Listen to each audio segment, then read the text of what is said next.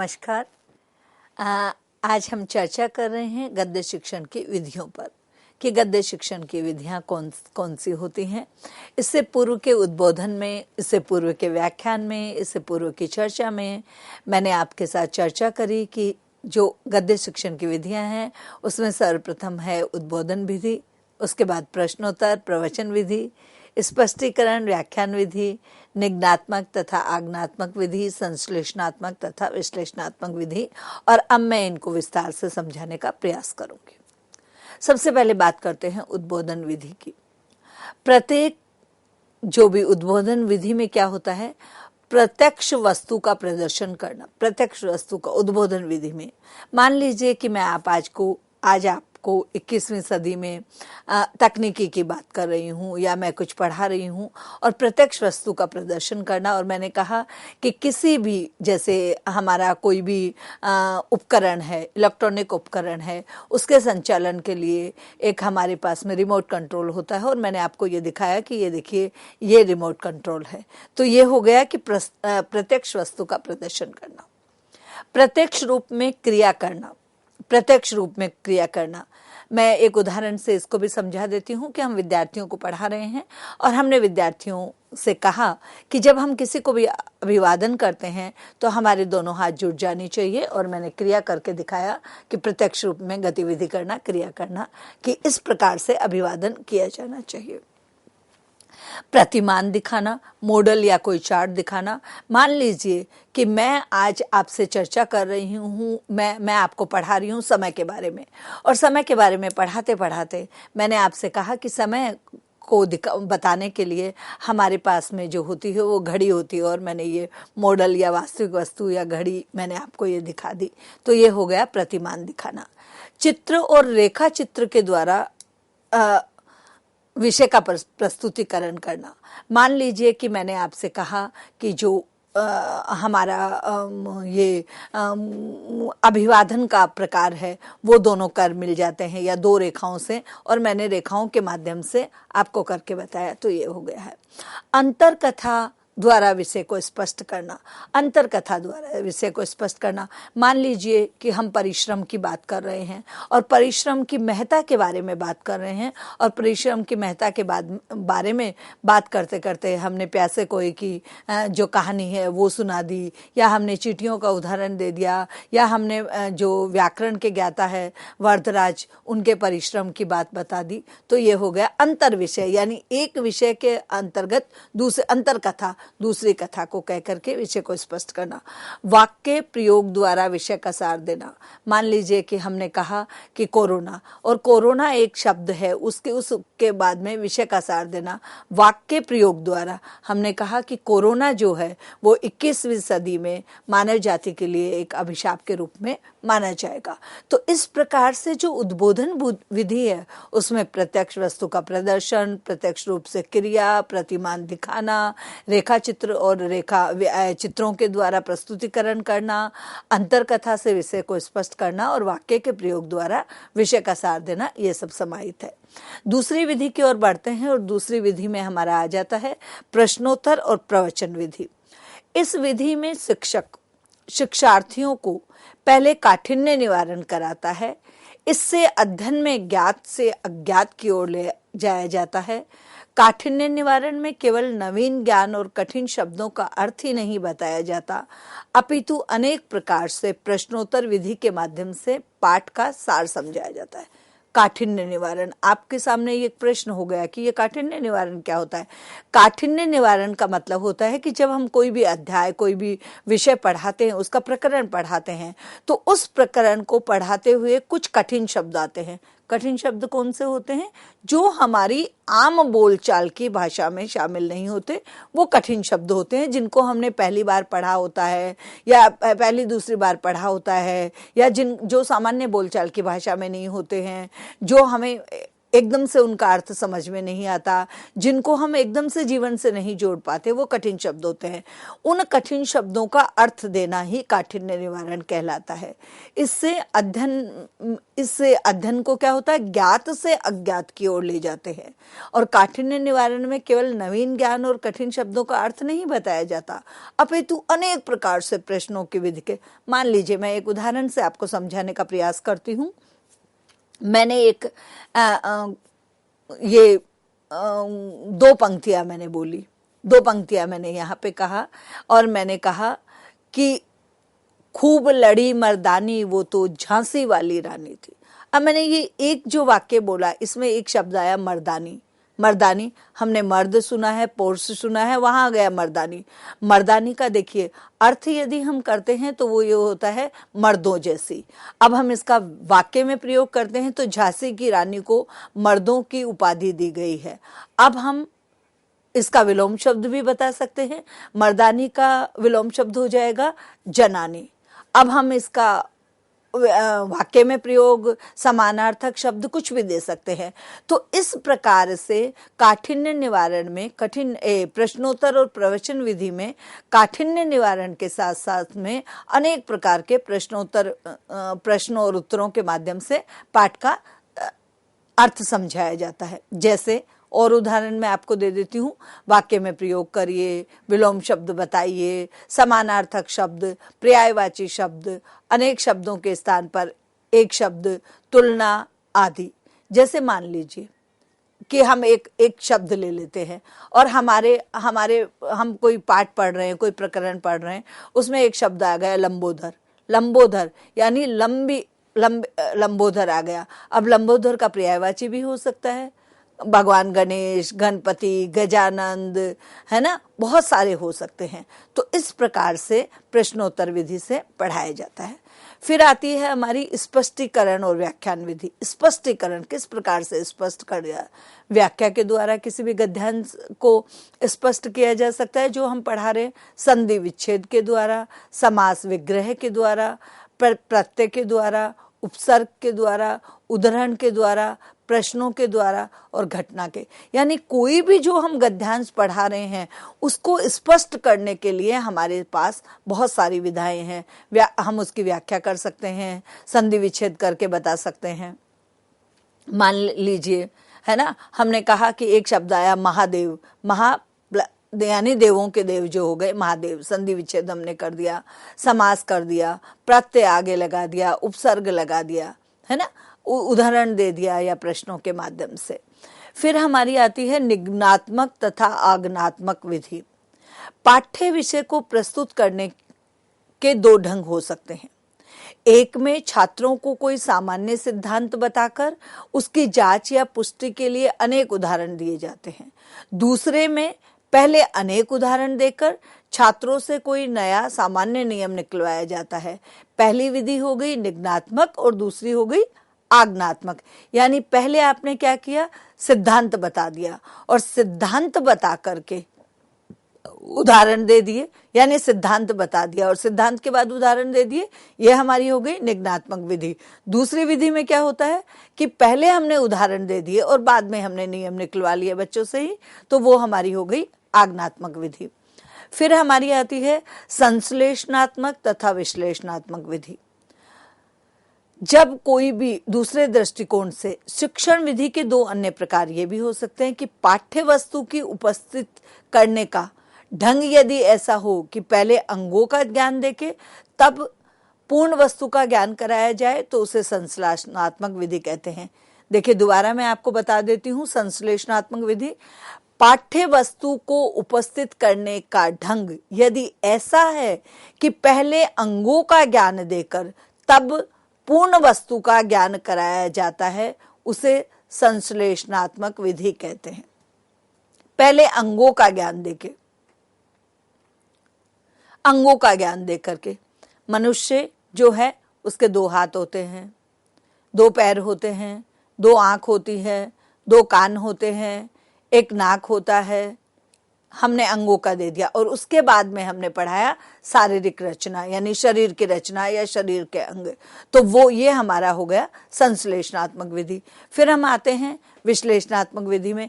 जैसे हिंदी पढ़ाने में पहले वर्णमाला सिखाई जाती है और वर्णमाला सिखाने कर तब शब्दों का ज्ञान कराया जाता है, तत्पश्चात शब्दों से वाक्य बनाए जाते हैं। परंतु यदि पहले वाक्य लिखाकर तब शब्द और अंत में वर्ण सिखाए जाए, ये विश्लेषणात्मक विधि कहलाएगी, क्योंकि इसमें पूर्ण से अंगों की ओर। मैं उम्मीद करती हूं कि आप समझ गए। यदि हमने पहले वर्णमाला सिखा दी, पहले हमने स्वर सिखा दिए, पहले हमने व्यंजन सिखा दिए, स्वर और व्यंजन के बाद में हमने वर्णमाला सिखा दी, वर्णमाला के बाद में हमने शब्द लिखना सिखाया, शब्द के बाद में हमने वाक्य लिखना सिखाया, वाक्य के बाद में हमने गद्यांश लिखना सिखाया, ये हो गई संश्लेषणात्मक विधि। लेकिन यदि हमने पहले कोई भी गद्यांश पढ़ा दिया या हमने कोई वाक्य पढ़ा दिया या हमने कोई विधि पढ़ा दी और उसके बाद में हमने बताया कि इसमें क्या स्वर है, क्या व्यंजन है, क्या संज्ञा है, क्या सर्वनाम है, क्या विशेषण है, क्या विशेष्य है, तो ये हमारी हो जाएगी विश्लेषणात्मक विधि। एक में क्या होता है, अंगों से पूर्ण की ओर गया जाता है और दूसरे में पूर्ण से अंगों की ओर गया जाता है। तो ये हमारी संश्लेषणात्मक और विश्लेषणात्मक विधि होती है। अब आगे बढ़ते हैं और आगे बढ़ते हुए हम गद्य शिक्षण के जो पद और सोपान है, जब हम कक्षा में जाते हैं और पाठ्य योजना का निर्माण करते हैं तो कुछ निश्चित चरणों के हिसाब से चलते हैं। जैसे कि दैनिकचर्या में हम जैसे सुबह उठते हैं तो उठते ही हम अपने अपने इष्ट देव का स्मरण करते हैं, उसके बाद में हम फ्रेश होने जाते हैं, ब्रश करते हैं, फिर नहाते हैं, फिर अपना जो भी यदि कोई पूजा पाठ है तो पूजा करता है, उसके बाद अल्पाहार करता है, फिर वो दोपहर का भोजन करता है और अपने कार्य करता है। तो इस प्रकार से कुछ सोपान होते हैं, यानी एक से दूसरी पायदान पर चढ़ना।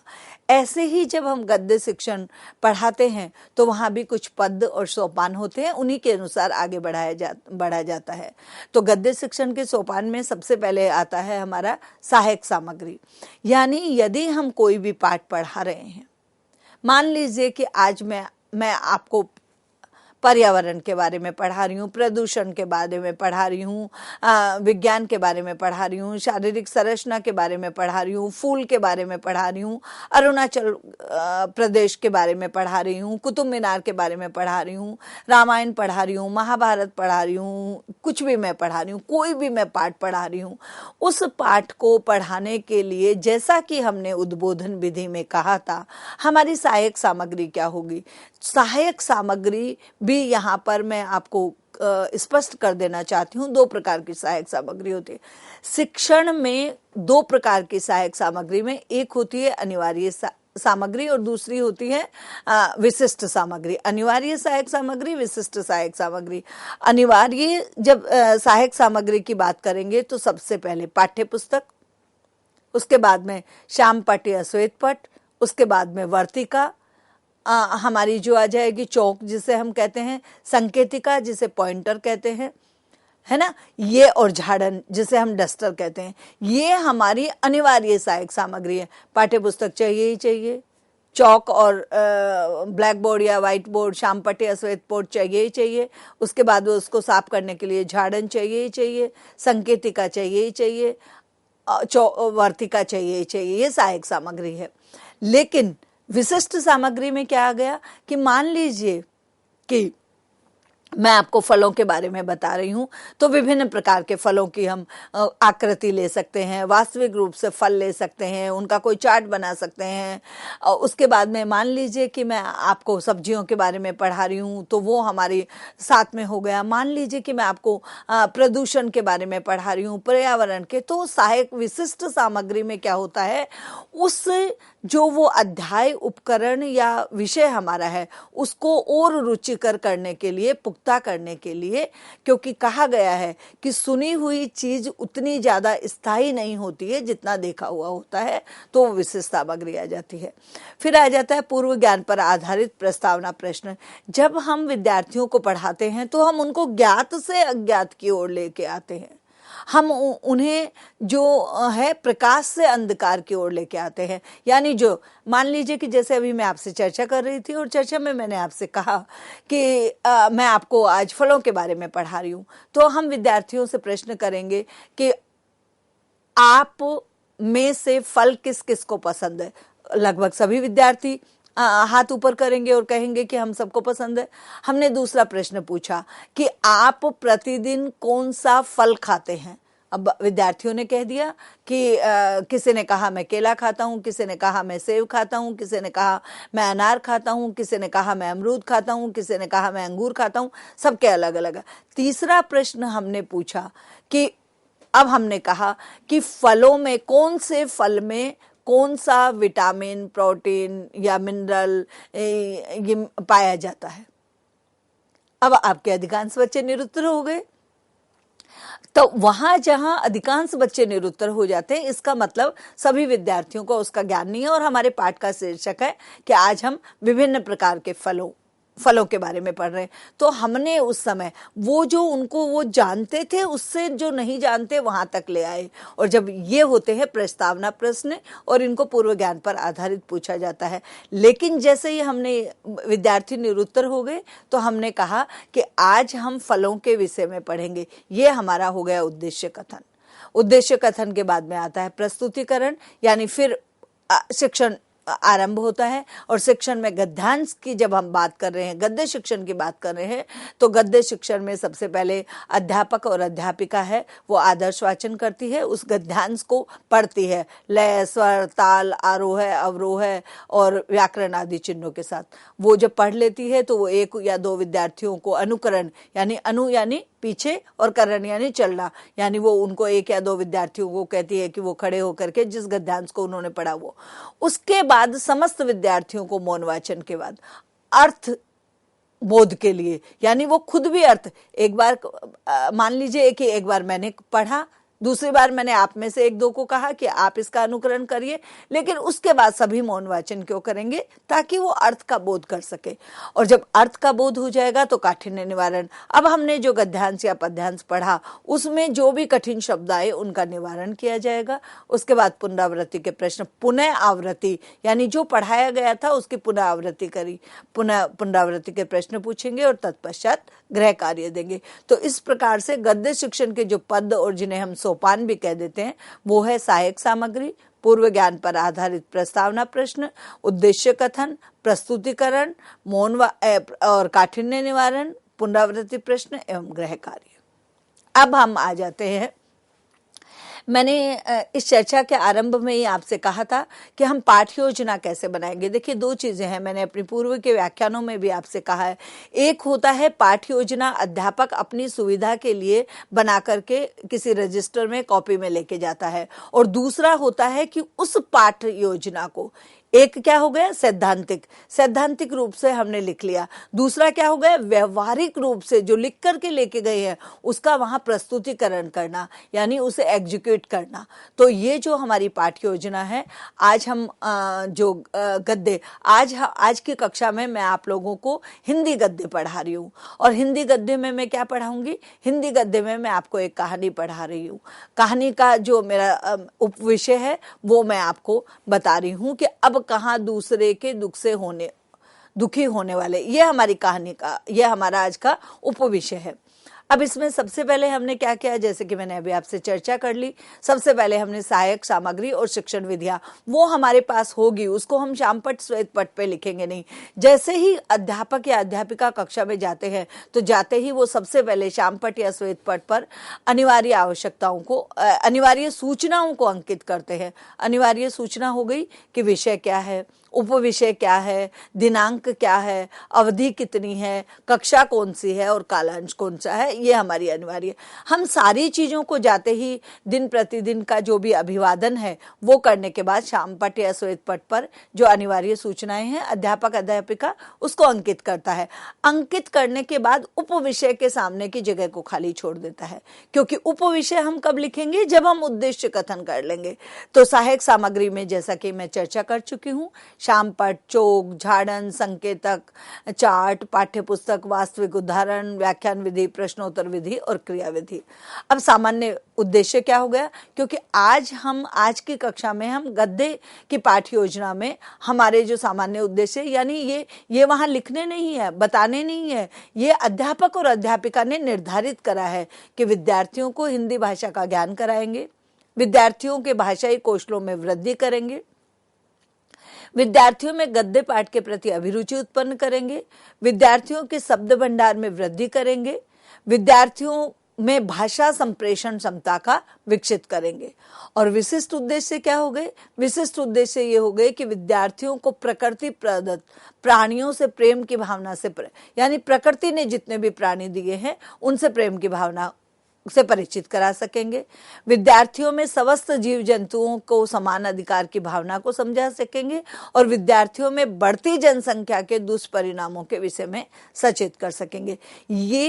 ये जो जितने भी सामान्य और विशिष्ट उद्देश्य है या सामान्य और विशिष्ट सहायक सामग्री है, ये हम निर्धारित करके चले हैं। लेकिन हमने कक्ष में प्रस्तुतिकरण में क्या किया, जाकर के अभी तक हमने केवल वहां पर अनिवार्य सूचनाओं को अंकित किया है। अनिवार्य सूचनाओं को अंकित करने के बाद शिक्षक और शिक्षिका पूर्व ज्ञान का परीक्षण करते हैं। अब मैं पूर्व ज्ञान का समझ लीजिए कि मैं आपका पूर्व ज्ञान का परीक्षण कर रही हूं और मैंने पहला प्रश्न पूछा, क्या सभी व्यक्तियों को जीव जंतुओं की रक्षा करनी चाहिए?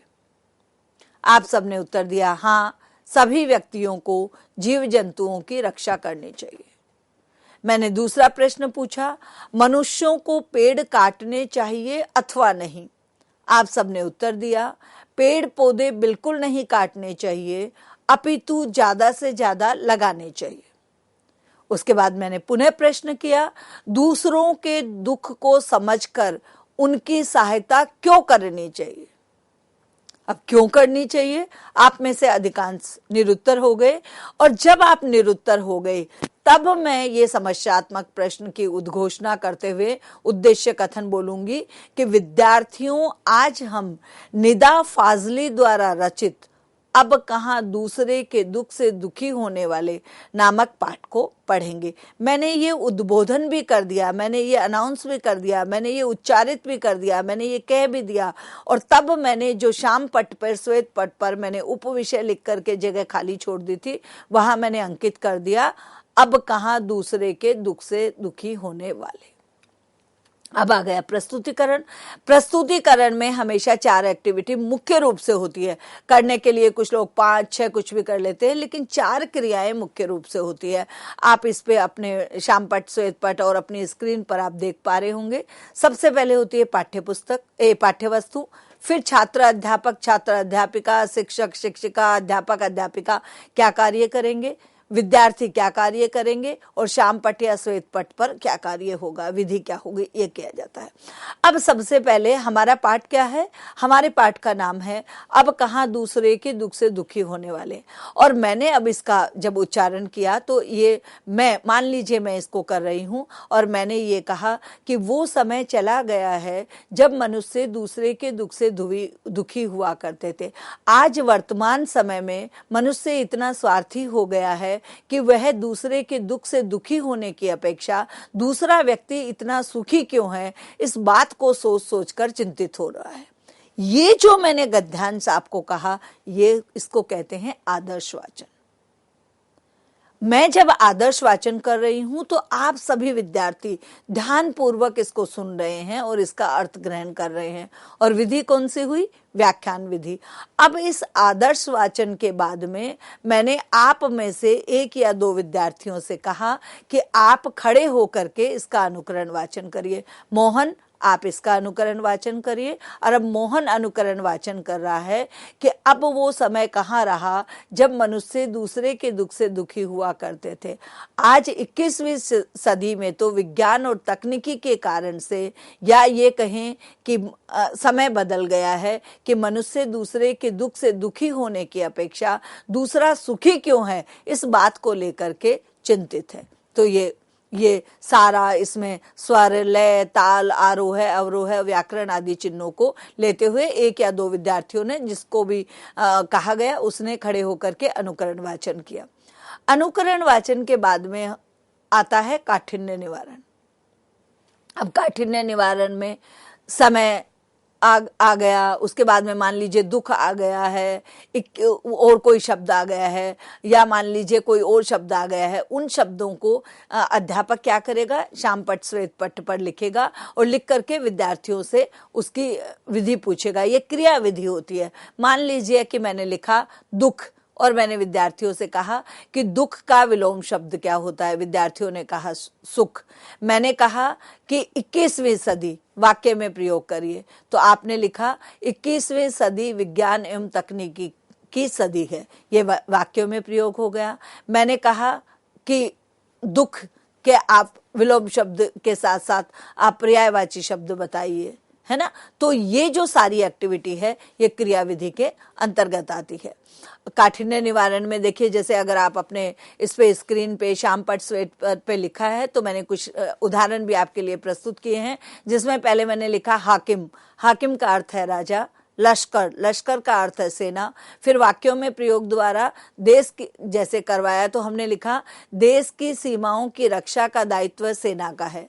फिर दूसरा है विलोम शब्द, राजा हमने लिखा, राजा का विलोम शब्द रानी। फिर हमने लिखा अनेक शब्दों के स्थान पर एक शब्द, हिरणी जैसी आंखों वाली, तो इसका एक शब्द क्या हो गया, मृगनयनी। तो इस प्रकार से काठिन्य निवारण क्रिया विधि द्वारा किया जाता है। काठिन्य निवारण के बाद जितना हमने गद्यांश पढ़ा, उसमें से हमने प्रश्न एक दो विद्यार्थियों से पूछे, और मान लीजिए कि मैंने पूछा कि अब कौन सा समय नहीं रहा, और विद्यार्थियों ने कहा कि अब दूसरों के दुख से दुखी होने वाला समय नहीं रह गया है। तो ये हमारी प्रश्नोत्तर विधि हो गई। उसके बाद में हमने विद्यार्थियों को व्याख्यान के द्वारा समझा दिया कि अब दूसरों के दुख से दुखी होने वाला समय नहीं रह गया है, अपितु अब समय बदल गया है। और इसमें जैसे जीव जंतु पौधे प्रकृति उपहार सारी चीजें हम कर लेंगे। जब ये सारी एक्टिविटी हो गई तो उसके बाद में हम करेंगे पुनरावृत्ति प्रश्न। मैं पुनः आपको बता देती हूँ, पुनरावृत्ति का मतलब होता है पुनः आवृत्ति। जितना पढ़ा गया है उसको संक्षिप्त में दोहराना। और पुनरावृत्ति में हमेशा आप याद रखिएगा कि वस्तुनिष्ठ प्रश्न पूछे जाते हैं। वस्तुनिष्ठ प्रश्न कौन से होते हैं, उनका उदाहरण मैं आपको देती हूं। जैसे पहला प्रश्न है, आजकल डैश डैश डैश बहुत खराब है। नीचे मैंने दो विकल्प दे दिए, जमाना और जमाना। अब इसमें क्या आएगा ये आपको भरना है। दूसरा प्रश्न मैंने पूछा, पूरे कमरे को डैश डैश डैश सजा दो। सजा और सजा ये दोनों हैं, तो इसमें से क्या आएगा। तीसरा है, मार धई जमाना और जमाना भूल गई है। जहां नीचे बिंदु लग जाती है वो फिर वो हमारा आ जाता जमाना, जमाना और जमाना। तो ये रिक्तान, चीनी तो देना, जरा चीनी तो देना, दोषी को सजा दी गई। इस तरह से दूसरे प्रकार के ये थे रिक्त स्थानों की पूर्ति करिए। दूसरे प्रकार के प्रश्न मैंने पूछे हैं, नीचे गए शब्दों के बहुवचन लिखिए। अब बहुवचन में मैंने लिखा है चीटी, तो बहुवचन क्या हो जाएगा, चीटियां। घोड़ा, घोड़े, रोटी, रोटियां, दीवार, दीवारें, टुकड़ा, टुकड़े। तो इस प्रकार से हमने पुनरावृत्ति के प्रश्न पूछे। एंड तदुपरांत हमने अंत में गृह कार्य दिया। हमेशा आप लोग भी जब शिक्षा के क्षेत्र में जाएं और गृह कार्य दें तो ये चीज याद रखिएगा कि किसी गृह कार्य हमेशा सृजनात्मक होना चाहिए, रचनात्मक होना चाहिए। मैंने पहला प्रश्न पूछा है, किसी ऐसी घटना का वर्णन कीजिए जब आपने अपने मनोरंजन के लिए निर्जीव प्राणी को परेशान किया हो। देखिए, मैंने ऐसा प्रश्न पूछा है जहां व्यक्ति यानी शिक्षार्थी, बालक, विद्यार्थी सोचने के लिए बाध्य हो जाएगा। और ये कटु सत्य है कि मनुष्य अपने जीवन में कभी कभी जाने अनजाने अपने मनोरंजन के लिए, अपनी खुशी के लिए, अपने आनंद के लिए निर्जीव प्राणियों को, निर्जीव में मान लीजिए हमने चलते चलते फूल को तोड़ लिया, मान लीजिए हमने पत्तों को नोच लिया, मान लीजिए कि हमने शांत पक्षी बैठे हैं बहुत सारे झुंड में, उसके बीच में एक पत्थर फेंक दिया। तो इस तरह की जो चीजें होती हैं तो वो याद करेगा और अपने शब्दों में उसको लिखेगा। दूसरा प्रश्न मैंने इसमें दिया है कि इस कहानी को पढ़ने के बाद आप जनसंख्या नियंत्रण जागरूकता के लिए कौन कौन से कदम उठाएंगे, अपने शब्दों में वर्णन कीजिए। जब हम विद्यार्थियों को इस प्रकार के प्रश्न देंगे घर से करके लाने को, तो निश्चित रूप से वो अपने विवेक और बुद्धि का प्रयोग करते हुए कुछ नया सृजन करेंगे, नया कुछ निकल के आएगा। तो हमेशा गृह कार्य जो है उसके अंदर रचनात्मक या सृजनात्मक प्रश्न पूछे जाने चाहिए।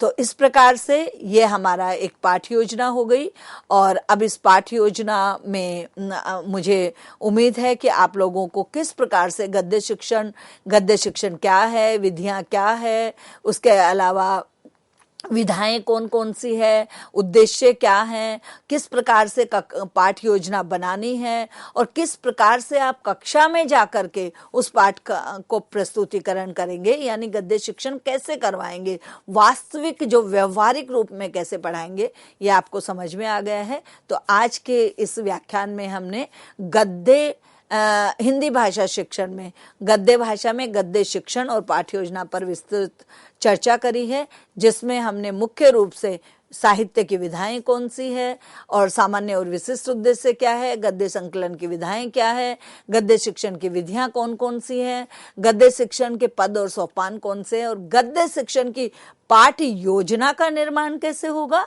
और कक्ष में जाकर के छात्र अध्यापक और अध्यापिका, शिक्षक और शिक्षिका, छात्र अध्यापक और अध्यापिका किस प्रकार से उसको प्रस्तुत करेंगे, इस पर विस्तृत चर्चा करी। और आशा करती हूँ कि आप लोग इसे आत्मसात कर पाए होंगे। और इन्हीं शब्दों के साथ मैं आज अपनी वाणी को अभी विराम देती हूँ और आप सबसे विदा लेती हूँ। नमस्कार, धन्यवाद।